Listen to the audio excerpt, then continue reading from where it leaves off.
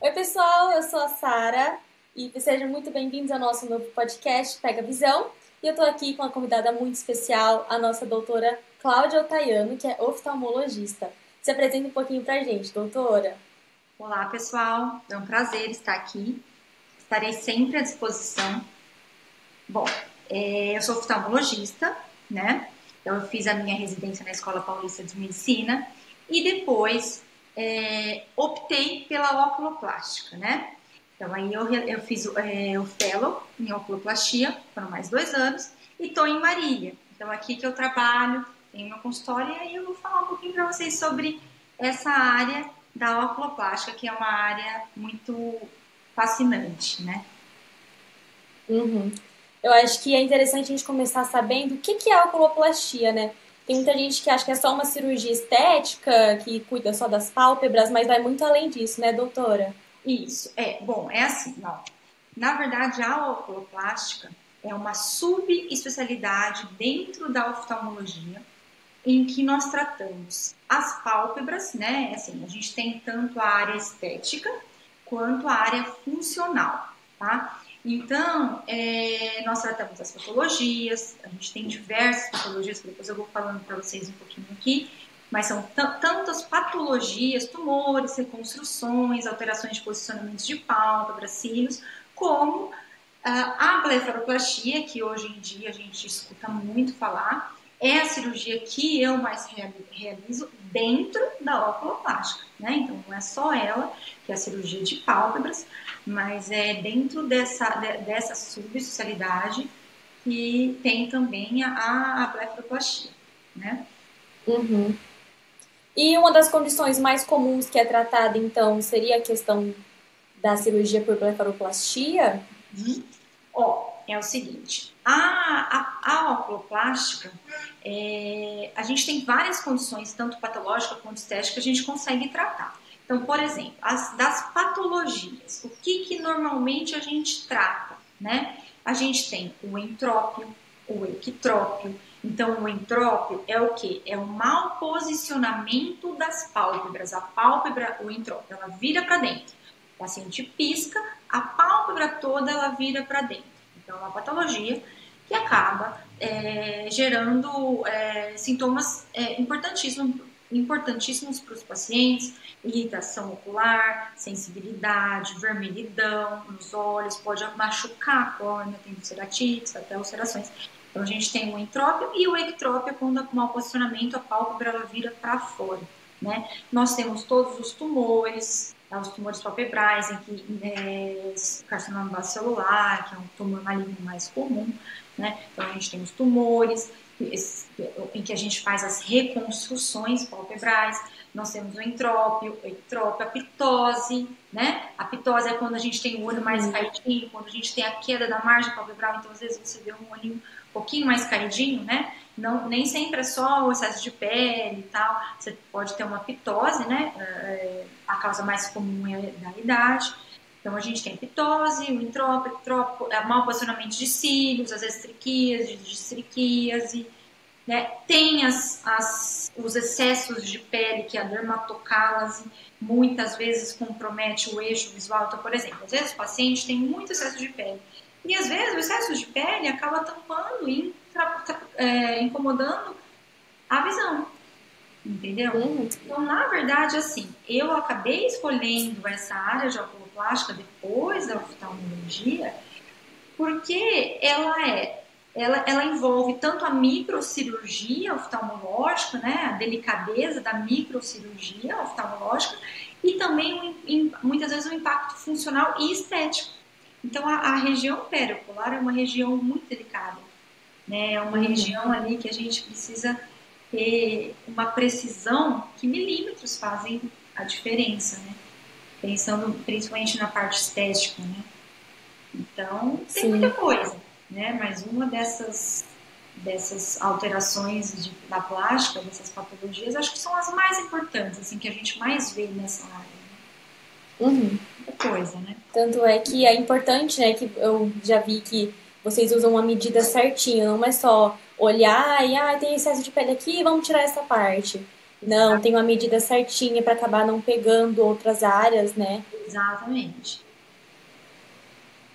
A blefaroplastia em si, né, a cirurgia, é o que eu sempre falo, e até eu fiz um videozinho esses dias comentando. A blefaroplastia é uma cirurgia. Ela é uma cirurgia. Não existe blefaroplastia sem cortes. Isso é uma maneira equivocada, é uma maneira errada, né? É uma maneira que popularmente, às vezes a gente escuta aí blefaroplastia sem cortes e tal. Isso não existe. A blefaroplastia, ela é uma cirurgia. A cirurgia, a gente faz a correção do excesso de pele, né? O que tem de excesso, bolsas de gordura. Quando que ela é que a gente fala sem cortes? É quando é a transconjuntival. E a gente tem o acesso das bolsinhas de gordura por dentro. Então, por exemplo, o paciente tem um excesso de bolsinhas de gordura aqui, na pálpebra inferior. Então, a gente faz a incisão por dentro, pela conjuntiva, chama blefaroplastia transconjuntival. Aí, a gente não precisa fazer uma incisão na pele, se não tiver excesso. Você faz por dentro. Mas a cirurgia em si, você precisa avaliar, né, se tem pitose, se tem assimetria, né? Aí você vai precisar reposicionar, né? Os pacientes hoje em dia, eles se enxergam muito mais. A gente está fazendo aqui essa entrevista, eu estou olhando, já estou falando, não, estou precisando de uma pálpebra. Então a gente se enxerga mais, então a gente também enxerga mais as imperfeições.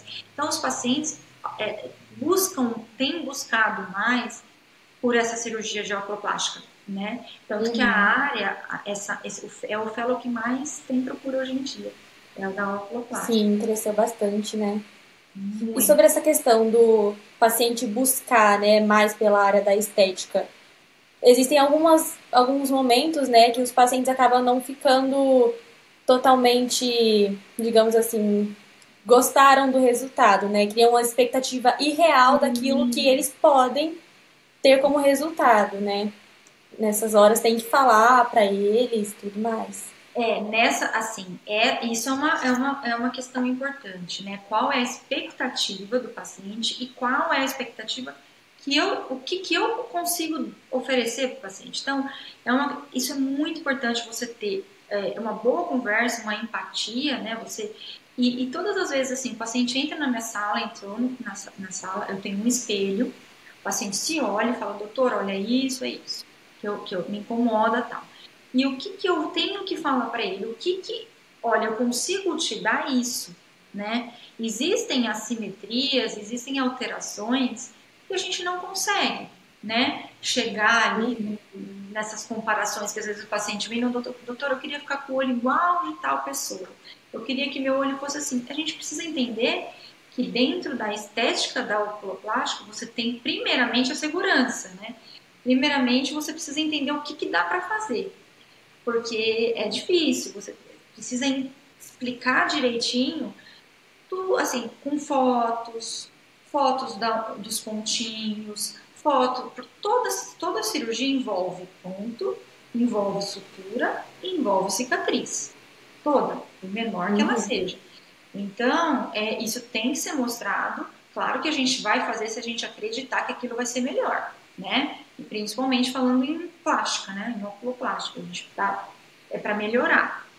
Mas tem um limite e a gente não consegue passar dele. Então, muitas vezes um não, dependendo do perfil, do que o paciente espera, um não é muito melhor do que, né? Às vezes um não vou fazer, não tem indicação, é a melhor opção, né? Do que um paciente para segurança, né? Sim.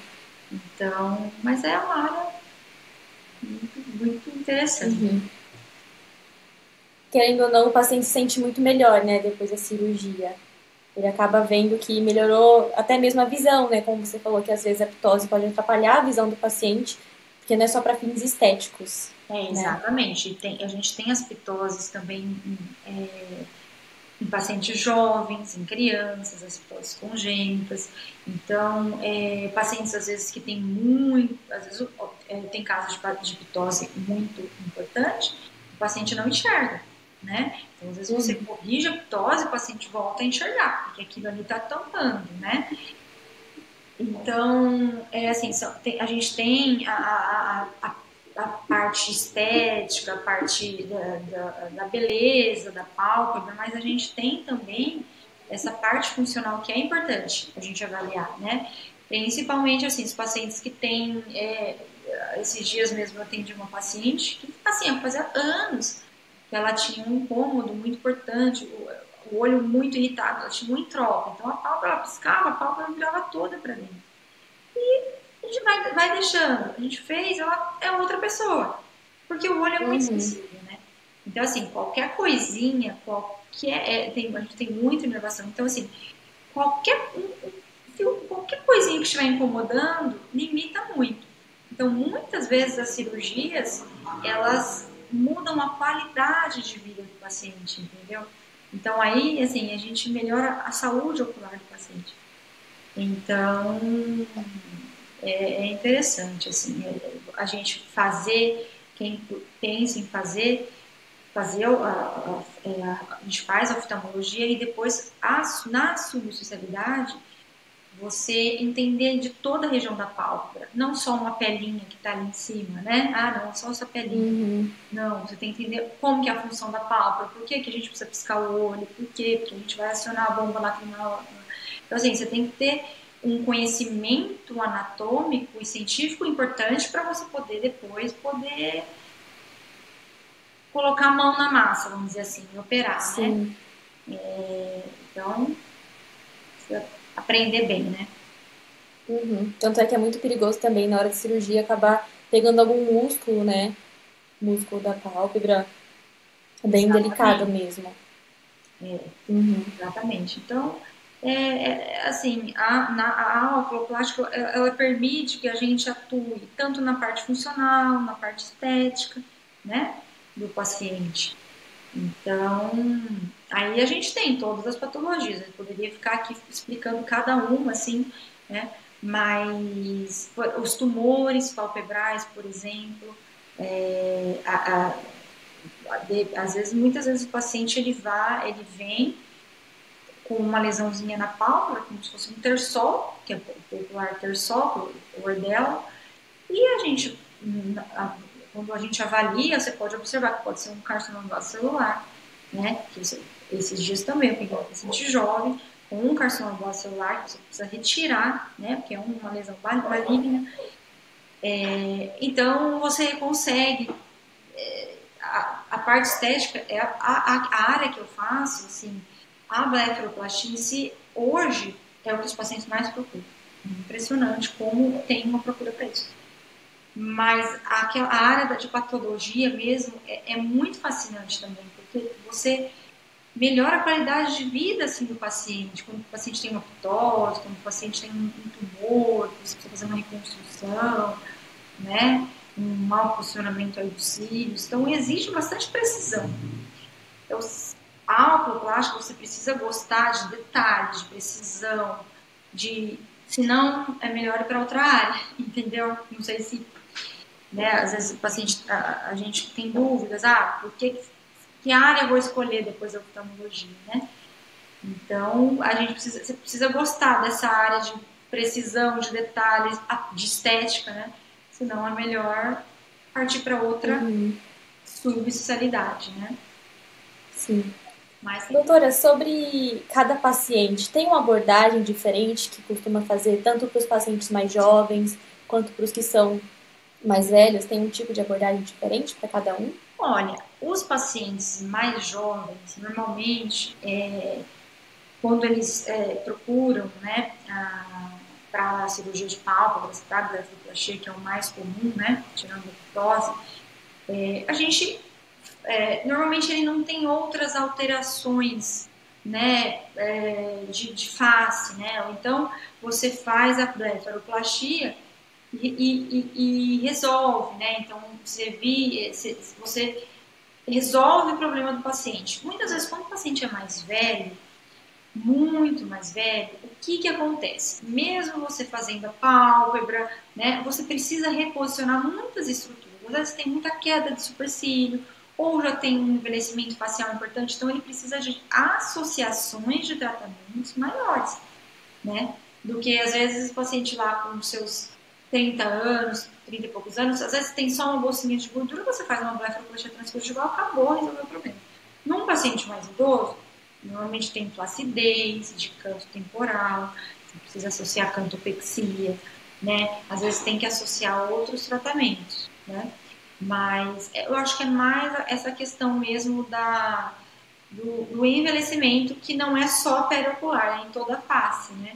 A periocular a gente resolve, mas o resto, a face toda, não vai resolver. Então, às vezes, o paciente mais velho, ele chega e fala, doutora, não, muitos, eu queria operar aqui e tal, porque se eu fizer isso, já melhora aqui. Eu falo, não, a pálpebra é uma estrutura muito fina, ela é muito delicada, tem um tendão, um nervo, ligamento. Eu não consigo, com a pálpebra, elevar o terço inferior da face. Então, assim, às vezes precisa explicar direitinho o que eu consigo oferecer. Então, eu sempre tiro foto, filmo o paciente, coloco ele no computador, ele vai se olhando no computador e eu vou mostrando, olha, isso eu consigo, isso eu não consigo. Isso é possível, isso não é possível. Porque tem que ser muito bem explicado. Porque mesmo se você explica, muitas vezes ainda gera, às vezes depois o paciente, mas eu queria ter feito aqui, mas aqui não é possível, entendeu? Então, aí você vai assim, com a experiência você vai aprendendo o que você fala não dá para operar, porque isso eu não consigo te dar, né? Que muitas vezes um não é maravilhoso você contraindicar, ou muitas vezes você, às vezes, passa para o paciente, olha, eu consigo te dar isso, você dá muito mais, e ele fica muito mais feliz. Mas as diferenças mesmo eu acho que são mais essas, assim, de estrutura óssea, de perda de gordura, né, dos pacientes mais velhos. É mais acho que é mais essa questão mesmo, né? Sim. Sobre os pacientes ainda, eu gostaria de saber se tem algum caso marcante que você lembra, assim, que fala, nossa, esse foi difícil e tinha Tem vários. muitas técnicas que teve que usar, por exemplo. Claro que respeitando, né, a privacidade do paciente. Tem vários, né? Mas assim, deixa eu pensar. Aí não é tanto das questões mais de blefaroplastia. Tem uma paciente jovem que tinha um carcinoma base celular, né? E ela já tinha retirado o tumor, mas ela ficou com uma simetria muito grande, assim. E aí a gente fez uma reconstrução, né? Com retalho e tal. E aí eu lembro, assim, bem que quando a gente fez, você fica ali uma semana sem dormir, né? A gente jovem, assim, você fala, meu Deus do céu, vou fazer o meu máximo, vou dar meu máximo. E eu lembro que logo que saiu da cirurgia, a mãe dela estava esperando ali na salinha, e aí ela viu, assim, claro que ela estava roxinha e tal, e ela começou a chorar. Eu lembro, assim, que foi muito difícil, assim, as técnicas, né? A gente teve que rodar retalho, fazer enxerto. Então é pesado, assim, em termos de estética, né? Porque às vezes você fala, não, você precisa tirar uma lesão, aí o tumor, é difícil você prometer que aquilo ali vai ficar, né, uma estética bonita. E eu lembro que daí ela se olhou, assim, a mãe olhou pra ela, elas começaram a chorar, porque realmente ficou, mesmo com o pontinho e tal, ela falou, não, eu tô conseguindo me ver aqui, tipo, me reconhecer, né? E, então, assim, tem vários. Lembro, assim, muito no início, assim, de vocês, quem não dormir, assim, você não dorme uma semana. Eu lembro que a primeira blefaroplastia que eu fui fazer, mais de 10 anos atrás, simples, assim, uma coisa que eu faço, eu acho que eu de olho fechado. Você não dorme uma semana, você passa mal, é tudo igual. Mesmo você saber que quanto mais você... Porque eu vejo hoje no Instagram essas coisas, eu vejo as pessoas fazendo, as pessoas às vezes não tem uma residência, não tem uma formação, uma subespecialidade e faz sem medo. É muito mais fácil. Porque você faz, porque quando você não sabe, você faz porque você não tem medo. Quando você sabe, quanto mais você sabe, mais você fica insegura no início. Porque você sabe de tudo, né? Eu lembro a minha primeira blefaroplastia, com pitose que eu fui fazer, eu lembro assim, que eu fiquei quase 10 dias sem dormir, assim, eu sou aqui de Marília, uma cidade que é do interior e tal. Então tem tudo isso, todo mundo sofre, fica bom, tudo, mas é um sofrimento, é uma energia. depois passa. Eu lembro que depois a paciente no outro dia estava super feliz, tá? E assim, e eu, nossa, que bom. Mas a gente não pode, o que eu acho assim, a gente não pode acreditar que é fácil. Porque às vezes a gente vê as coisas assim, nossa, não é fácil. Você vai ter um caminho e bem árduo e muitas vezes você vai falar, meu Deus do céu, não vai dar. Não sei o que eu estou fazendo. Se você se dedicar, vai dar certo. Só que não é fácil. Não adianta a gente achar que é fácil, não adianta você pensar. Por exemplo, tenho meu pai, que é oftalmo, que ele é muito bem conceituado, eu tinha até uma clínica montada. Para mim, às vezes a gente acha, não, é mais fácil. É, porque eu tinha um lugar pronto. Mas eu tive que construir o meu caminho. A plástica, meu pai não tem a mínima noção. Então a gente tem que construir o nosso caminho e não dá para pular etapa. Não adianta você querer chegar num ponto de amanhã eu tenho uma cirurgia, nem para mim é feijão com arroz, entendeu? Por quê? Porque você faz a experiência, é fazer, Aperfeiçoa. aprender, é fazer, falar, não, mas eu podia ter dado pontinho aqui, sabe? Sempre, claro, com bastante assim segurança, com bastante você tem respeito pelo paciente, mas não adianta, você vai ter que sofrer para conseguir. Então, eu tenho um caminho aí árduo, mas não tem como você chegar ali sem seguir. E isso é importante para quem é mais novo, porque a gente olha às vezes o outro, a gente vê em rede social e fala, meu Deus, né? Essa pessoa está aqui, ela não fez uma residência, ela não tem título, ela não tem fé, ela está bombando no Instagram, né? Não é assim. A realidade não é essa. A realidade é bem diferente, entendeu? Você tem que deixar muitas coisas para você conseguir crescer, né? E eu, por exemplo, agora, assim, mais velha, assim, eu acho que a gente entende melhor muitas coisas com a maturidade que a gente não entende antes, mas o principal tem um caminho. Então, no meu caso, o hospital, a residência, tal, enfim, e depois você precisa fazer um fellow. Aí, claro, às vezes é difícil. No começo, quando eu escolhi a oculoplástica lá para trás, hoje ela é a área mais concorrida. Provavelmente, eu até estava conversando, assim, hoje todo mundo quer fazer oculoplástica. Quando eu optei por fazer, não era assim, né? Eu optei mesmo, porque assim, eu lembro, eu falo, não, a blefaroplastia me fascina e tal. Ninguém nem sabia que era que a ideia. Em 2011, em 2011, 12, 13. É pouco tempo, mas mudou muito hoje. Mas tem um caminho que a gente vai ter que percorrer. Não adianta pular, né? Sim. Não O adianta. pessoal ultimamente está pensando que a área da estética é o caminho mais fácil, né? Mas acaba que não, porque por você lidar com as expectativas das pessoas, acaba fazendo ser mais difícil, Muito mais né? difícil. Porque você precisa entender do paciente, da condição psicológica até do paciente. Às vezes o paciente vem, por exemplo, às vezes ou acabou de separar do marido e está em depressão e acha que aquela pálpebra ou aquela vai mudar, a vida não vai mudar, porque assim, a gente melhora, mas se a gente estiver bem internamente, nada tá bom. Você pode estar perfeita, a cirurgia pode estar perfeita. Não tá bom. Então, não acredite, assim, essa área, por exemplo, da oculoplástica cresceu muito. Realmente, assim, a gente vê uma procura muito importante, eu acho super interessante a minha área, eu gosto, acho que... Mas, assim, existe, assim, um caminho para você conseguir entender os pacientes, para você chegar a conseguir dar resultados bons para os pacientes, e não é fácil, porque muitas vezes o paciente espera algo que você não consegue dar, e mesmo você dando, o paciente às vezes... Então, o que você tem que saber? Você tem uma boa formação? Você sabe fazer aquilo? Então tá bom. Então você fez o seu máximo, é isso que deu. Se eventualmente o paciente está insatisfeito, você sabe que você fez aquilo, você dorme tranquila, né? Porque você fez o que tinha que fazer e o que dava para fazer.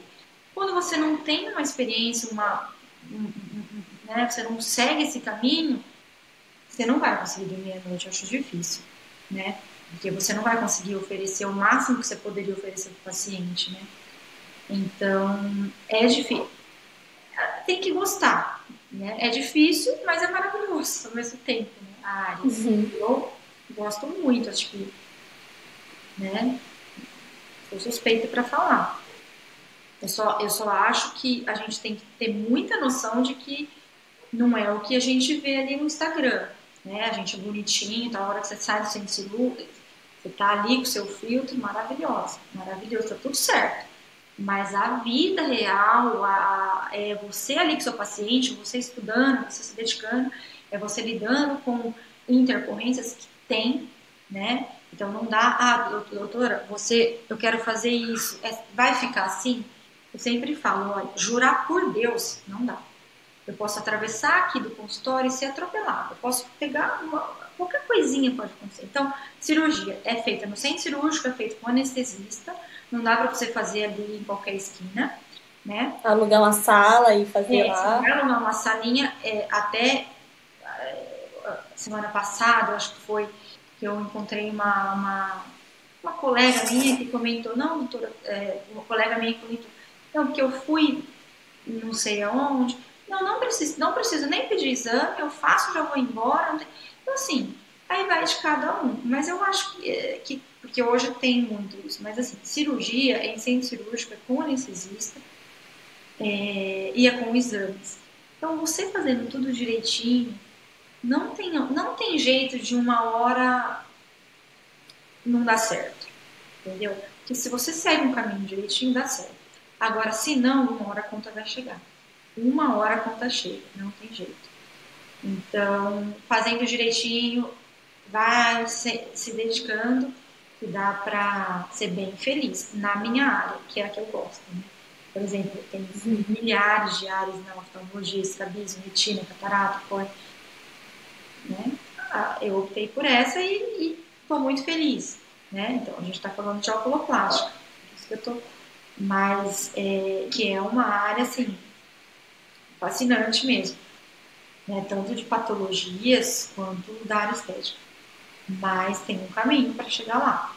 Tem que fazer esse caminho direitinho. Né? Uma pergunta mais pessoal, assim, sobre sua trajetória, né? Tanto da residência quanto da subespecialidade. Você chegou a ficar em dúvida entre alguma outra subespecialidade? Ou foi certeiro? É oculoplástica, me apaixonei. Não, quando eu entrei na oftalmologia, assim, a única coisa, como eu tive muito contato com a oftalmologia por conta do meu pai, foi meio que assim, eu optei pela oftalmologia, né? Já era certo na minha cabeça. Mas quando eu entrei, eu fiquei totalmente perdida. Eu não sabia. Porque assim, eu fiquei. Não, aí na hora de. Não, tá ali no R3, a gente fica preocupada com prova de título e tal, então ficou meio assim, né? Só que com ali, quando a gente acompanhava e tal, eu comecei assim, a me identificar com a delicadeza dessa microcirurgia, da região da pálpebra, da parte estética, que é uma área que eu sempre fui muito perfeccionista, muito perfeccionista. Que foi, pra mim, pessoalmente, não foi muito bom. Mas pra quem quer fazer oculoplástica é maravilhoso, porque se não for perfeccionista, não fica bom. Então, assim, até as minhas auxiliares, a parte do pessoal do centro cirúrgico, eles falam, doutora do céu, tá bom, pelo amor de Deus. Eu fico naquele pontinho, não, por favor, tá bom. Porque, assim, eu sempre fui, desde pequena, na hora de brincar, de desenhar, assim, eu desenhava com minhas amigas, e aí eu apagava ali o olhinho, fazia de novo, tá? Então, eu me identifiquei porque tem a área do desenho, da arte, né? Tem essa área junto. Então, eu acho que isso me fascinou, porque tinha a parte científica, digital, mas tinha uma arte junto, né? Um desenho ali que você tem que fazer, uma pintura, um olhar. Então, eu acho que isso que me fascinou. E aí, foi no terceiro ano que eu Falei, não, eu vou fazer plástica, acho que é o que eu quero.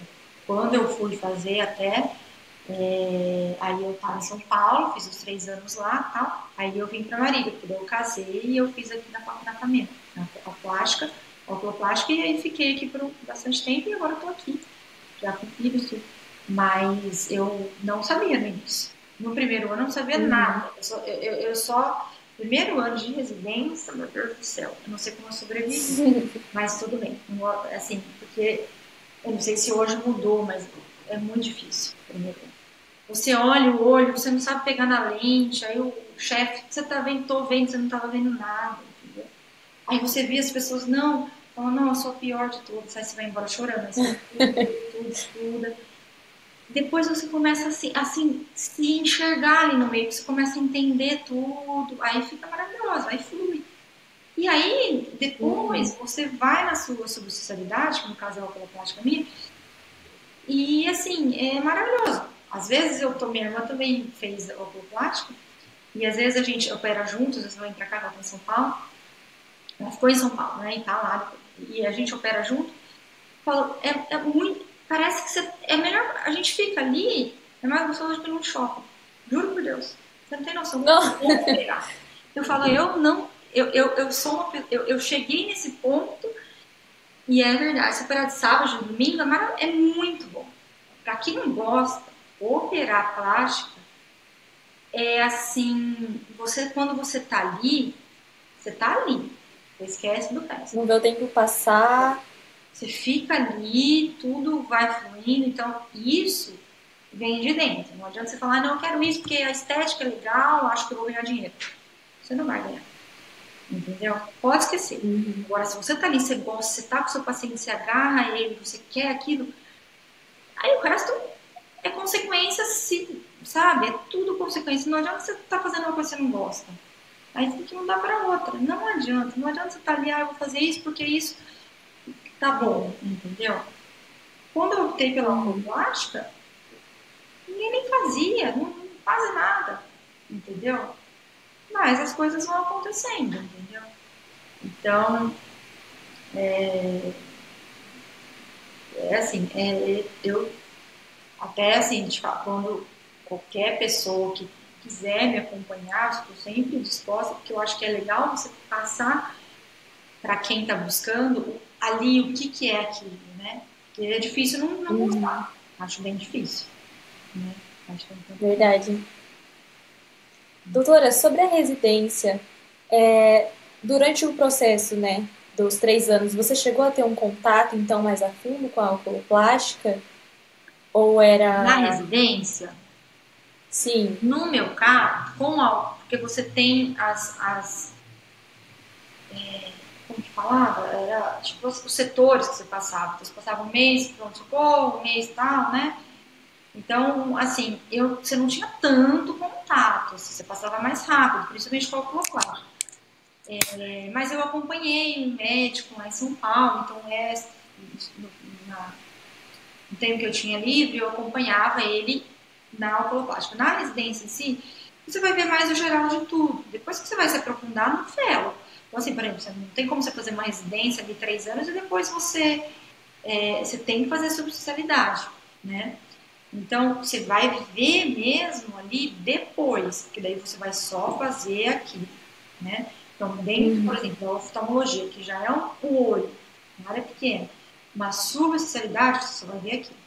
Mas na residência, você passa por todas as áreas, retina, catarata, glaucoma, e aí você vai se identificando mais, né? Então, você se identifica e depois você opta, né? Por fazer o que você prefere. Mas no meu caso, a plástica, assim, a gente tinha contato, mas não operava muito, né? Por exemplo, plástica, né? Não era muito. Na época, ainda mais, todo mundo queria ou fazer catarata, era o que mais queria, né? Cirurgia de catarata. E a gente operava bastante catarata, mas foi depois mesmo que eu fui me identificando mais e eu tem dúvida, assim, no segundo ano por córnea e tal. Mas aí não teve jeito. Tive que ir pra plástica mesmo, foi que eu voltei, né? Mas é legal a gente conhecer, às vezes se tiver alguém que você consiga acompanhar, sabe? Para você ver como que é o dia a dia, a rotina, né? Para ver se você consegue se identificar e entender o que você prefere, né? Ver os bastidores, né? Exatamente. Os bastidores, Uhum. que é mais. Você vai ver realmente o que você. Aonde você vai se encaixar, né? Doutora, tem muita gente que tem medo de fazer alguma cirurgia relacionada ao olho por conta de alguma coisa que pode acontecer durante a cirurgia ou até mesmo o pós-cirúrgico, né? Uhum. Tem muita gente que tem medo dos pontos, como que vai ficar a recuperação e como é que funciona mais ou menos o pós-cirúrgico de uma cirurgia. Tá. Então eu vou falar da blefaroplastia, né? Tá? Que eu acho que é mais. Todo mundo mais se interessa. Então, durante a cirurgia, normalmente a gente faz a cirurgia com anestesia local, tá? Mas tem uma sedação. Então, o paciente vai, como eu faço? O paciente entra na sala, ele vai sentar, eu vou conversar com o paciente, eu vou desenhar, vou fazer a marcação, que é para mim assim, uma das etapas mais importantes da cirurgia, a cereja do bolo. A gente faz a marcação, aí o paciente vai deitar, e aí ele vai ter a sedação e a gente vai fazer a cirurgia. Acabou a cirurgia, eu sempre explico. Tem os pontinhos. Não existe cirurgia sem ponto. Não existe tirar pele sem ponto. O tipo de ponto, se é sutura contínua, simples, intradérmica, isso vai de cada da experiência e da experiência, né? E do que cada cirurgião prefere, tá? Quando o paciente acaba a cirurgia, ele tem que entender que ele vai ficar com os pontinhos e a gente retira os pontos com 7 dias. A pálpebra, ela tem como vantagem ser a pele mais fina do nosso corpo, entendeu? Então, por ser a pele mais fina, também a cicatrização, ela é uma aliada. A cicatrização normalmente, sendo posicionada bem, na dobrinha do olho, sendo bem posicionada, não é um problema, não tem nenhum problema. Assim, nenhuma assim, receio com cicatriz, isso não é um problema, né? Eu sempre Uhum. explico para o paciente que cicatriz, assim, de pálpebra, como a gente tem um posicionamento bem feito e tal, não é o problema. Mas ele vai ficar com esses pontinhos e a gente vai retirar esses pontinhos com 7 dias. Pode ficar roxo? Pode. Por quê? Porque a pálpebra tem muito vaso. A pálpebra é muito vascularizada. Então, mesmo você fazendo, cauterizando direitinho, pode ser roxinho. E é normal. Então, os primeiros 2 dias, você vai se olhar no espelho, principalmente se fizer superior e inferior junto.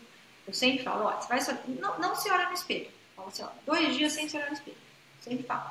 Primeiro, segundo dia, esquece. Você vai estar com o olho mais, às vezes o olho fica mais inchado que o outro. E esquece. Depois você vai ver que tudo vai se reorganizando, entendeu?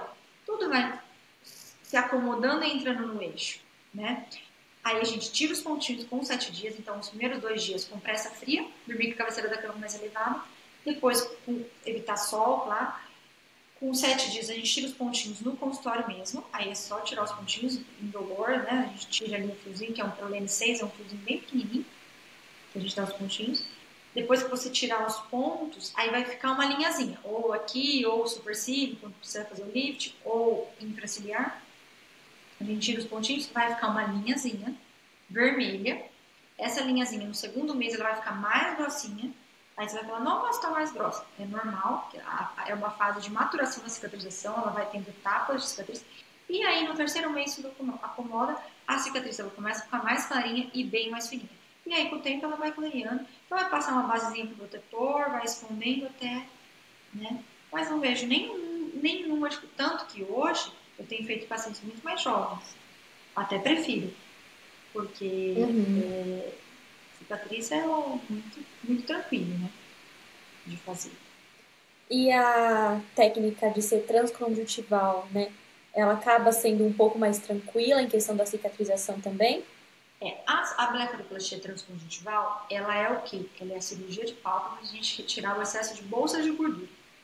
Quando o paciente tem bolsa de gordura, né, é uma técnica que exige mais conhecimento de anatomia, né, é mais complexa, mas quando ela é mais tranquila porque você não mexe na pele. Então, o pós-operatório, muitas vezes, assim, o paciente sai sem nada de roxinho. Mas tem indicações para ela. Então, por exemplo, o paciente tem bolsa de gordura, então o paciente jovem, que tem bastante. O paciente que é jovem tem aquelas bolsinhas, sabe? Desincha um pouquinho e tal. Aí você faz, não precisa de ponto. Quando o paciente tem pele também, que sobra, né?